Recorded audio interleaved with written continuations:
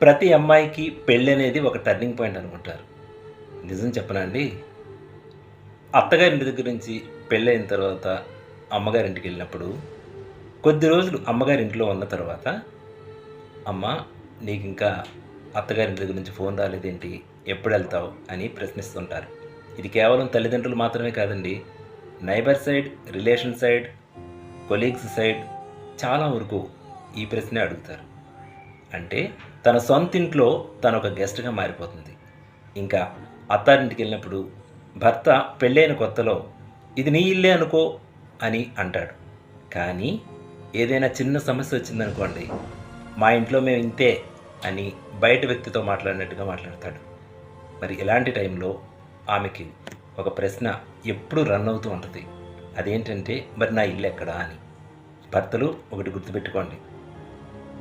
తన ఇల్లు పుట్టింట్లో కానీ, మీ ఇంట్లో కానీ కాదు.